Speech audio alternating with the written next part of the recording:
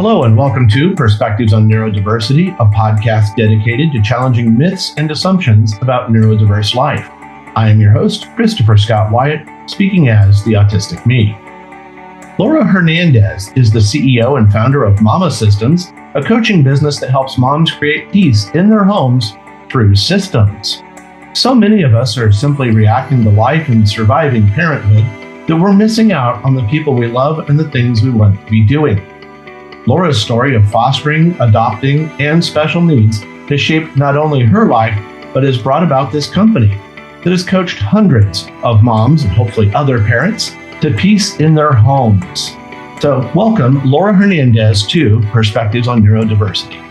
Hey, thanks so much for having me. I'm excited to be here today. Let's begin with your background as a parent, because listeners and followers of the Autistic Me and the neurodiverse audience that we have for this podcast, they know that my wife and I were foster parents who adopted, and that process was extremely chaotic.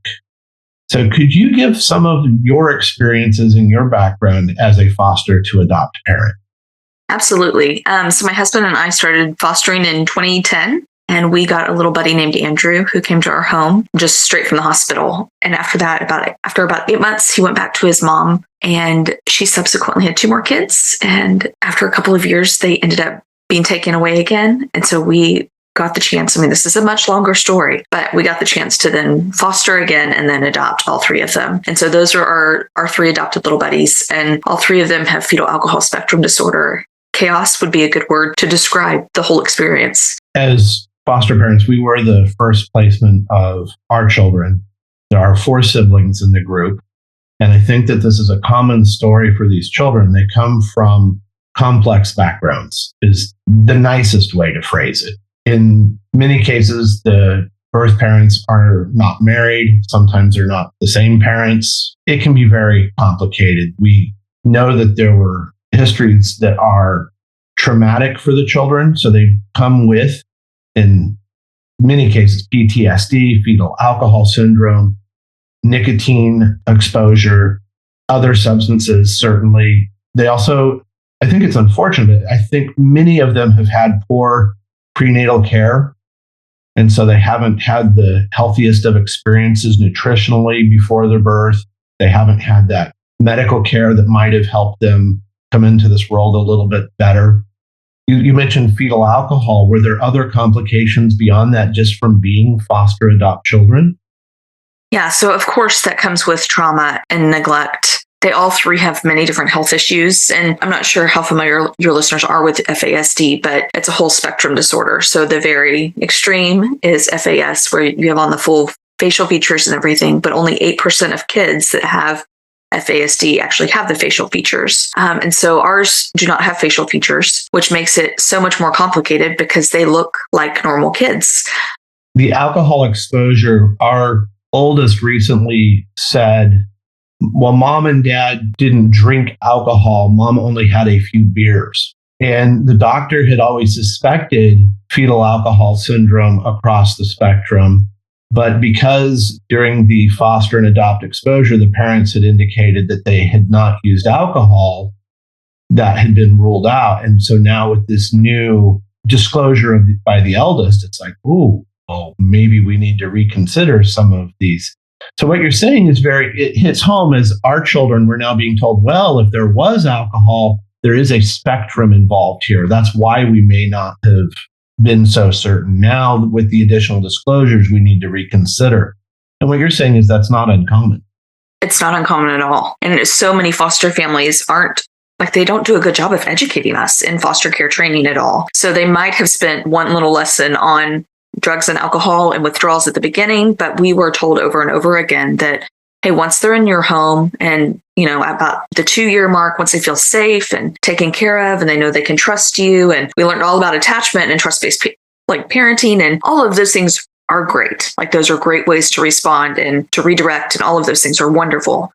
But it doesn't take away from, nor does it change the trajectory of their life that they have brain damage. Like we're not discussing that because the brain damage happened in utero, and forever they will have that brain damage.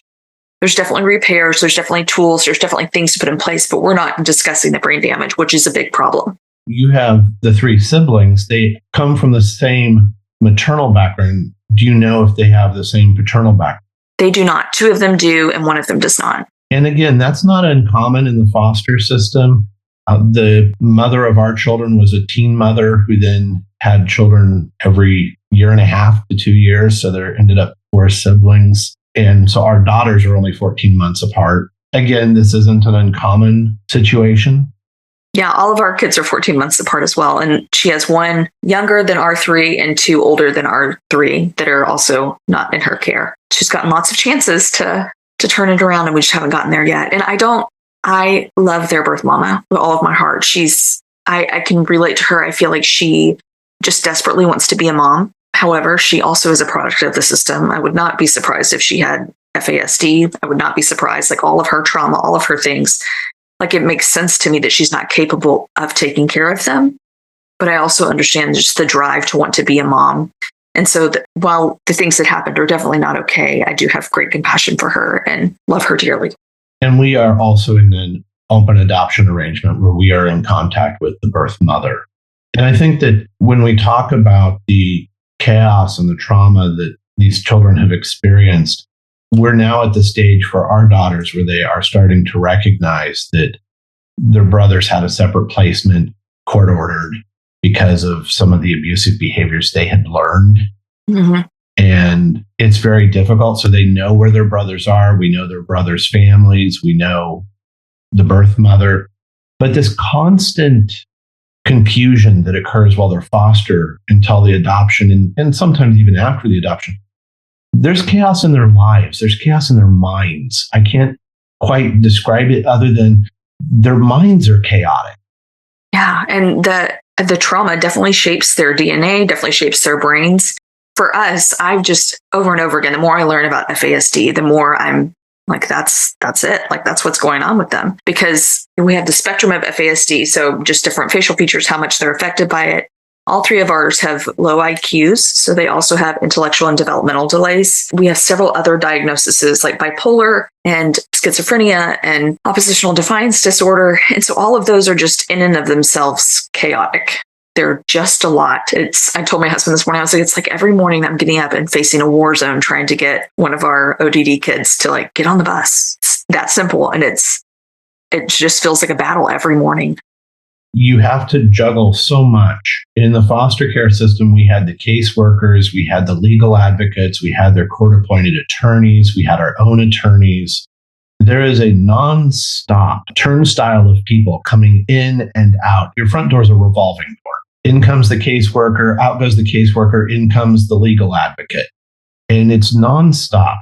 So the first problem we had to overcome was managing our time around blocks of time we weren't in control of. We didn't have control over when these people were coming and going.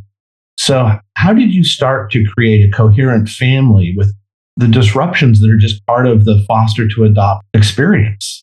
Yeah. And even moving forward, like after they were adopted, because that's definitely the case when, you have caseworkers in and out and you're going to visits and all of the things. But then even moving forward of having these special needs kids to have all these therapies and doctor's appointments, and it's just so much.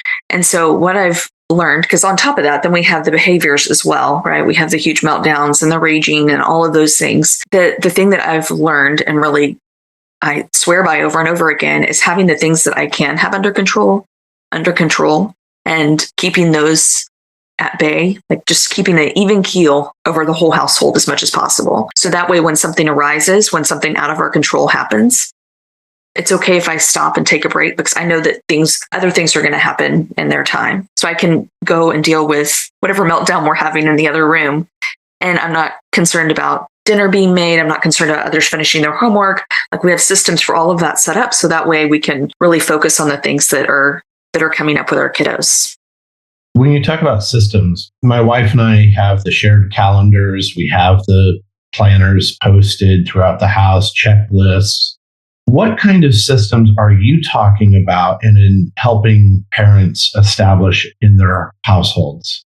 Definitely, those are wonderful things. And those are more what I would call tools. But the systems being more like, hey, we have this daily routine where in the morning, this is kind of how our morning goes. And I have parents normally kind of assess what's going on in their morning or in their day or in their life. And we go from there and figure out what do you really want that to look like? Because most of us don't even pause for a minute and think about, for example, if I were to ask you about your dinner time and you were to say, oh my goodness, it's so crazy. I hate dinner time because it's so rambunctious and blah, blah, blah. Awesome. Okay, so what would you want that to look like and how can we get there? Because we don't normally look at the end goal of like, what would be the ideal situation? Like, I want to connect with my family. I want to have these conversations at the dinner table, but everybody just fights. So how can we facilitate that? How can we bridge that gap between what is happening right now and what we want to be happening? And so those are the things we work on, systems like that, putting things in place like that and kind of painting an end goal in mind so that we can move towards that. One of the advantages in our household is my own need for order and control. And then my wife is a aeronautical and mechanical engineer who does technical documentation. We have a very set routine. I know what I'm doing at 5:30 in the morning, at 5:45 in the morning, at 6 in the morning. And we have these mile markers throughout the day. But we have encountered so many families who don't have that intrinsically. Yeah. Intrinsically, I have to have a schedule. It's my need. And for our daughters, it's their need because they're also neurodiverse, whether it's the PTSD, the ADHD, the autism. So having these schedules help us survive. But I would say 8 out of 10 or even 9 out of 10 of the families that we meet in similar situations are winging it.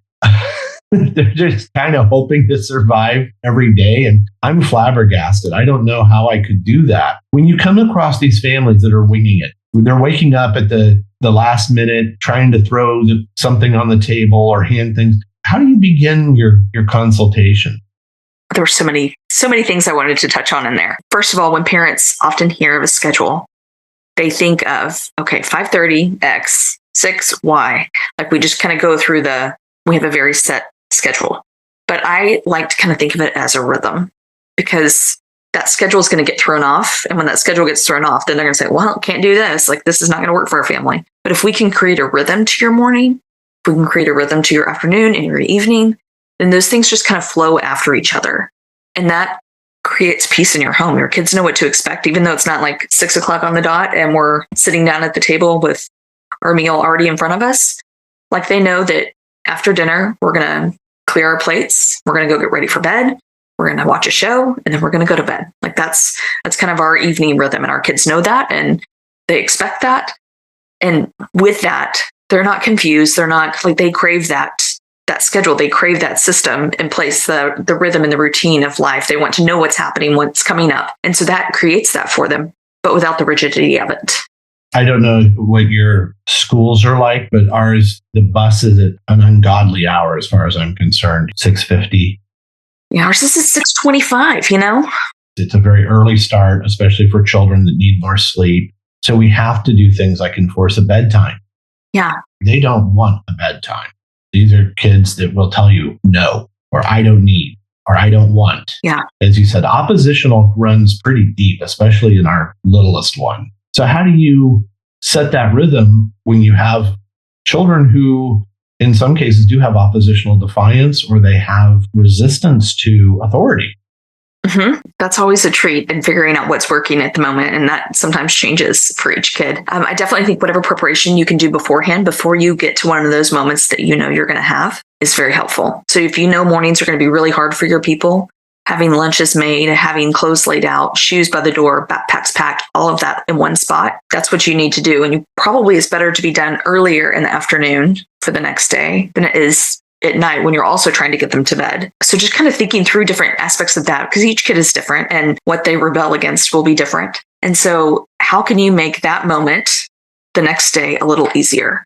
Is there something we can put in place? Is there something we can prep ahead of time to make that happen? Ours are still pretty little, so we're not like they're 11, 10, and 9. And I think just after the rhythm for a long time, it's been very helpful because we know that, hey, after the show, we give lots of warnings. After the show, we're going to turn it off and we're going to go hop in bed. And then when I hear, I don't want to, all the things, well, it's okay. I don't want to do a lot of things and I still have to do them. It's bedtime. Like it's very matter of fact. We try not to escalate the situation by arguing, but if we can keep things this is what we're doing. This is our schedule. This is how we roll. Then it helps them also kind of fall in line. How do you do these preparations? Are they with the children? I know you have a chore chart. Do you assign tasks to each child for prep for the next day? So we have 10 kids in our family, and 3 are adopted, and then the rest are biological. But a lot of our biological are also neurodiverse. So we have 2 autistic and then several with ADHD. And so it's kind of like herding cats around here sometimes. And so I feel grateful that the chaos of it all has brought me to a place where I'm like, oh, I need this in place, because now once I have these systems in place, it makes everything run so much smoother, right? Yes, I do. We have afternoon jobs in our house. And so at 5 o'clock, an alarm goes off and everybody knows they need to get moving and doing their afternoon jobs. And they each have a zone that they need to pick up. This isn't an optional thing. So like Sam is in charge of the living room. And even if he didn't put the blankets on the floor, his job is to pick up the blankets. This just takes out any excuse of, I didn't make the mess, I didn't do it, whatever. We go over these things several times. We set those expectations clearly. So he has his zone. He needs to prep for the next day, and then he needs to help prep for dinner. So Sam does not go to public school. He homeschools. So his jobs are helping get stuff ready put on the table for me, like setting the table and then cleaning up his room or cleaning up that room. And then our little buddies that go to school, they have to lay out their clothes, make their lunch, and then do a dinner job. And we're all working together at 5 o'clock. So it's not like somebody has a job and somebody doesn't have a job. We all have a job. I go do dinner and they do their jobs, and we're all working together as a team. How old is the oldest? She's 16. You have some independence, and then you have the youngest, you said, is 9? 3. 3. Yeah. So 16 to 3. So I assume the 3-year-old does not yet have chores. He doesn't yet. He helps with things, though. He enjoys doing that. So you had asked about kids helping with things. So they do have assigned things. Our goal really is to create independence with our kids as much as possible. I always try to think about, we call them roommate responsibilities. I try to think about when they go off to college or to their job and they move out from here and they have a roommate.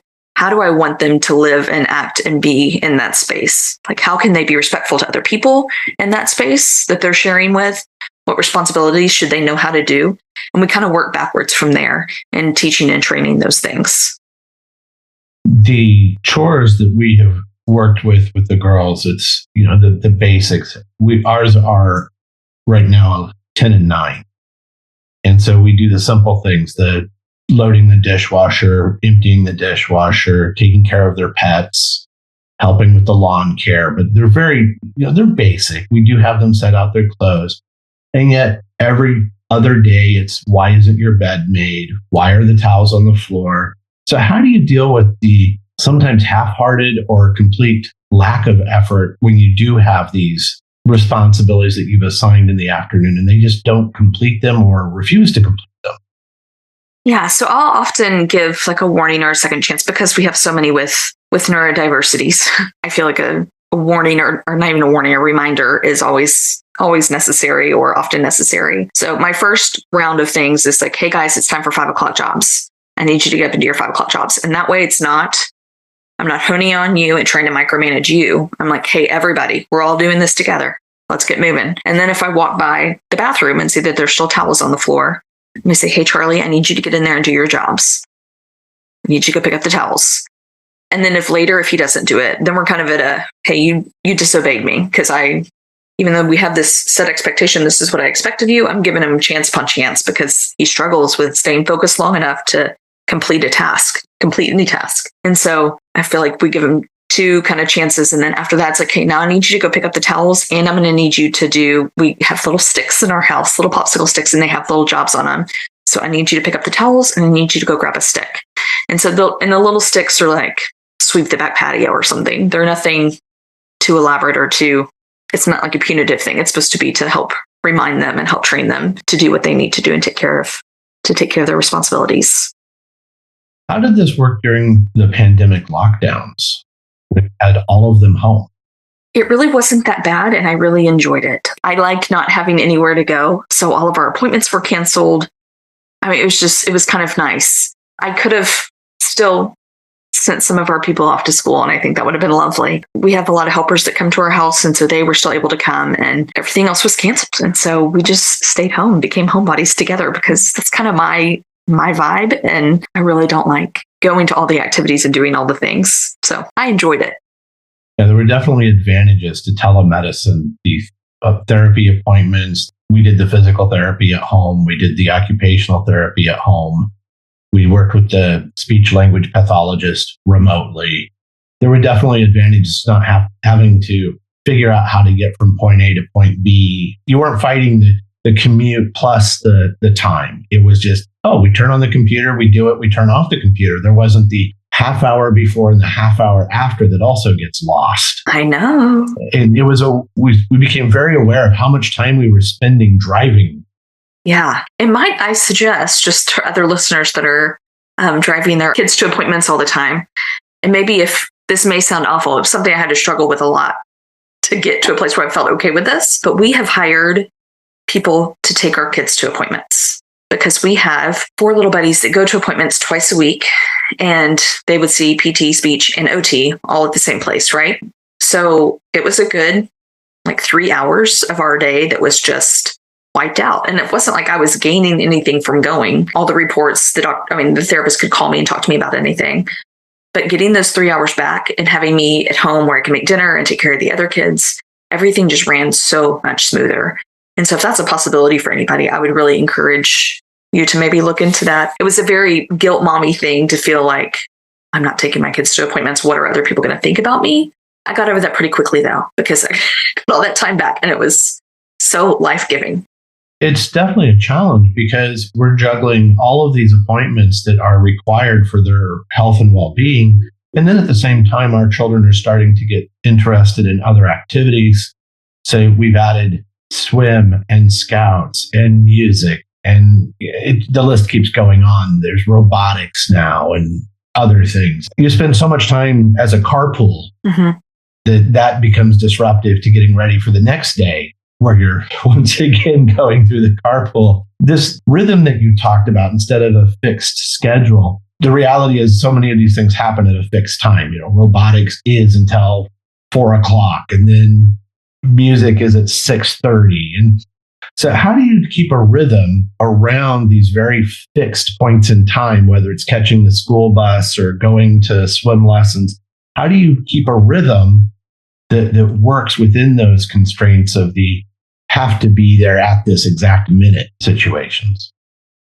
Yeah, that's a good question. So depending on the season, it's that kind of shifts things a little bit. So when I'm coaching other people, I try to sit down and say okay, what's the most typical day you have in the year? And it's okay, we get off the bus at 3 and they normally have dinner at 6 and whatever.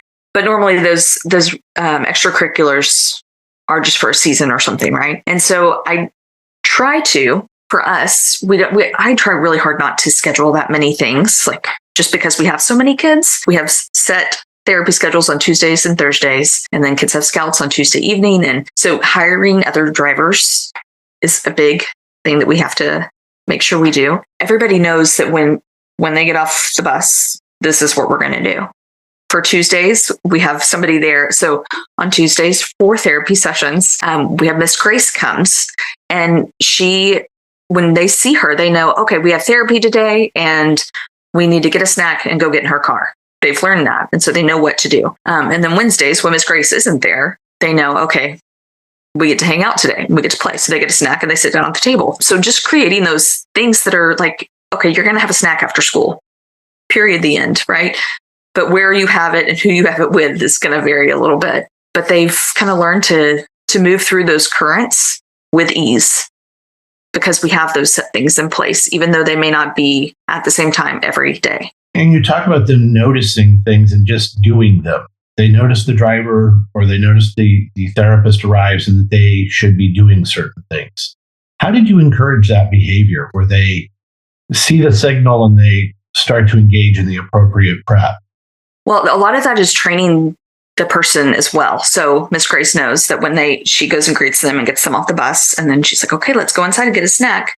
And then they go get in the car. And so after so many days of doing that, they just kind of know that that's the drill. We've learned that if we kind of give an inch in those spaces of go outside and play for 20 minutes before therapy, we're never going to get them back. So we need to be pretty strenuous in our corralling them to get back in the car. I really think repetition is the best key for learning things and the best key for putting systems in place. I mean, we can fall off the wagon and hop back on. Yes, but our kids will learn those rhythms and they'll learn those routines. And despite how we handle that, like they're going to learn that. And I think the kids, at least in our experience, because they come from chaos, they do want and appreciate having the stability of routines. Absolutely. I think all kids do. I think all kids want to know what's going to happen. I mean, that's why I feel like my kids are always like, so what's going on this weekend? So how many Halloween parties do we have? Now, what time is this one? Where is it? Like, what are we doing? They're just always wanting to know. So if I can set those expectations early, it takes a lot of that, me having to retell the schedule 100 times to them. Like they just know what to expect now. And how do you balance this as a couple? For my wife and I, she has a job in which she is overseeing a lot of people, has a lot of Zoom meetings. Even when she's at home, it is her space, her office time, her work day. So this means that during the day, I'm typically handling the getting ready for school, the homeschooling of our youngest. And then we trade off on scout nights because she's now the scout leader. But we had to work out some form of balance where it wasn't falling on just one of us every day. And to be blunt, I need some time to get my work done, and I can't be working until 2 a.m. every day. I just can't physically, especially to get up then at 5:30 or so and start the whole thing over again. So how do you find that balance as a couple where you support each other and help each other survive too? What systems and strategies do you have for that? We've had to practice a lot on this because honestly, most of it has always fallen on me. I do not the majority of everything, but the majority of everything around here. Like he definitely works and he has a job and works and all of that. So I'm really grateful for that. But more of the working through our day and keeping everything organized and being the manager of their home definitely falls on me, which I'm grateful for because when he steps in and takes that place, I'm like, oh gosh, no, it's too chaotic. We got to tighten up the ship here.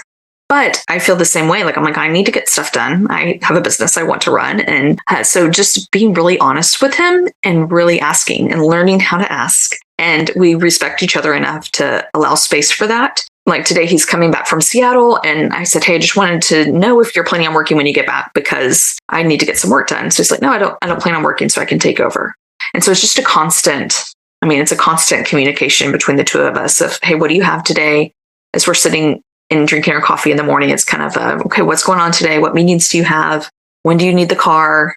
And we kind of debrief a little bit. And then at the beginning of the week, we kind of have a bigger debrief of, okay, Thursday night, we have this going on. And that way, we're just always in the know about each other's lives and what we need from each other. It can definitely be overwhelming. I'm thinking I am juggling in the afternoons, winding down homeschool so I can get the oldest to her music lessons or to the gym or to wherever she needs to be, and handing off the little one to my wife when her day's over. And it becomes sort of a coordinated handoff of the responsibilities. Okay, now mom's in charge. Mom, I'm out of here with the other one. And you're doing this with a much larger household. You know, if it's a struggle for two, I can't imagine what this is like juggling not just 3, but you're juggling a household of 10. So how do you handle those handoffs? Are there handoffs that you do? You said you have hired drivers, but how else do you turn this over where you're not the only parent in charge of handing out the chores, checking the responsibilities? Is the vacuuming done on Wednesday and Sunday? You know, we have zones where each kid has to vacuum or dust, and this is done on Wednesdays and Sundays. But sometimes, if I'm not here, I have to make sure Susan handles okay, what do they do on Wednesdays? What do they do on? How do you handle that trade-off, and how do you coordinate so there's some consistency? Yes. So we also have an attendant that comes every day. And with our little buddies that have FASD, the state of Texas is wonderful in this way because they were adopted through foster care. They have Medicaid, and through Medicaid, we have the Medicaid waiver of the community first choice. And with that waiver, we qualify for help. And so each of our kiddos gets like 40 hours a week of help. And let that sink in for a minute. That diagnosis of the FASD has been life-changing for us. It's allowed us to do more than just survive life, and we really get to enjoy it and thrive. And so we have an attendant that we have She is like a part of our family, and she knows our schedules. She knows all the things that need to happen and when. And when we trade off, so when I trade off with my husband, or if I go out of town or something like that, we have everything written out, everything organized, everything up somewhere where somebody could easily step in and just see what's happening. We've set very clear expectations with the kids. And with that, we have like chore charts and things that they can look at. So even if grandma shows up, she's like, go do your chores. And they're like, I don't know what it is. Go get your chore chart. Go look at it. Let me know what it is. I think having those things all written out, especially with medication and things like that, is so important. And so that is on me to keep all of that updated and make sure that all of those things are printed out, laminated, so everybody is on the same page of what needs to happen. I would say that is just having that master plan and then communicating it with everyone who is involved in it. People are always surprised that we have a list of things that we considered necessary to organize our households. There is a laminator. There are spreadsheets. There are whiteboards. There are bulletin boards mounted to the walls. And people are surprised by that. But for us, that constant visual up on the wall works so much better than just staring down at a phone or an iPad to look at a shared calendar. Having it where they can see it too, not just mom and dad, has really been key to keeping the household running. Yeah, I'm always surprised at how often my kids go look at our wall calendar. Because we definitely have our Google calendars that, I have all my business stuff on, but I only write on the big whiteboard calendar the things that everyone needs to be aware of. So like different therapies and different activities or different parties. And so that way they can just go check. And they're like, what's going on today? I'm like, well, go look at the calendar. It's the 5th of July or whatever. And they can go see what's happening. Your business is at mamasystems.net, and you work with, obviously, it focuses on mothers, but as you obviously know, there are those of us who, through COVID, have become primary care providers because of the flexibility of our job. So as you work with parents, when they go to mamasystems.net, what kind of resources do you offer and what kind of services do you extend to clients?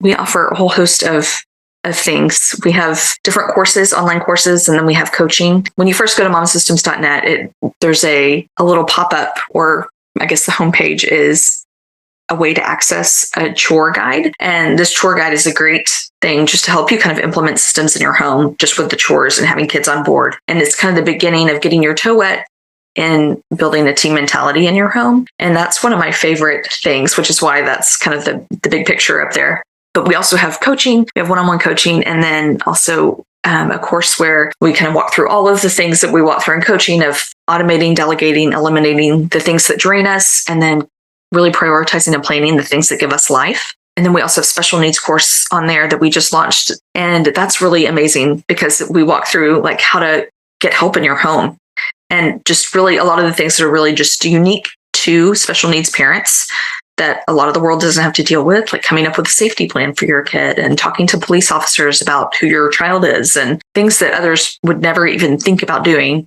but we have to as special needs parents. I was really glad that you mentioned that in Texas, the benefits that are available. A lot of our friends and family don't understand that here in Texas, we have Medicaid, the child coverage for our foster adopt daughters.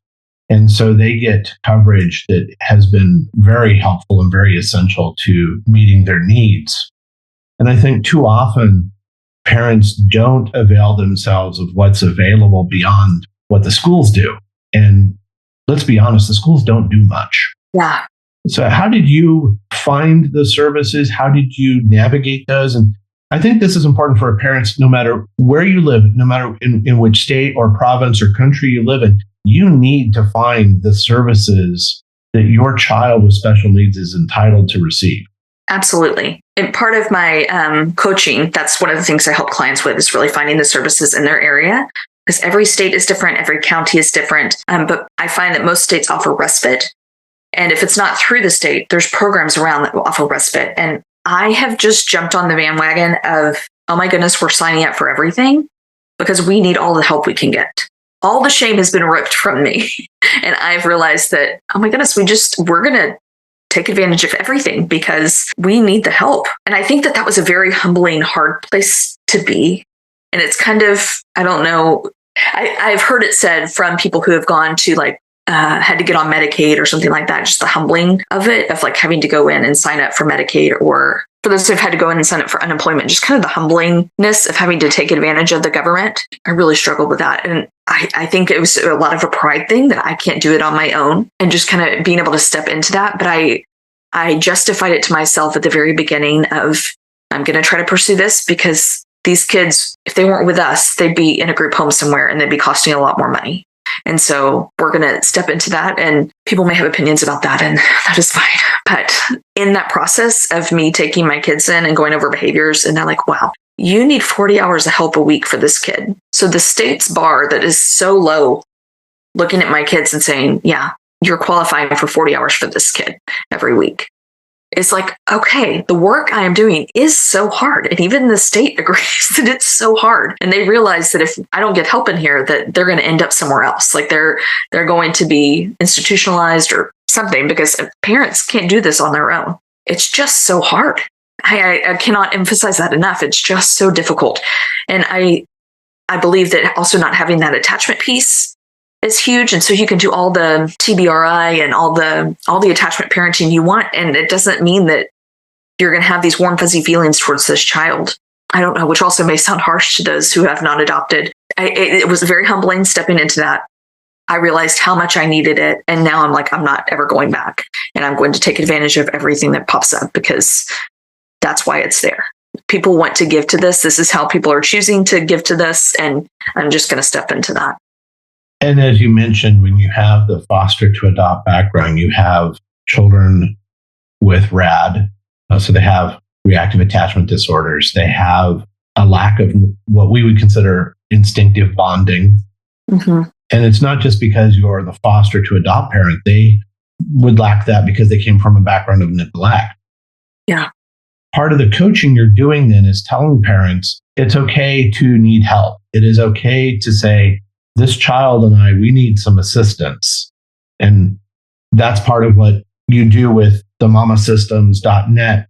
Part of your training that you're offering there is coaching to get help.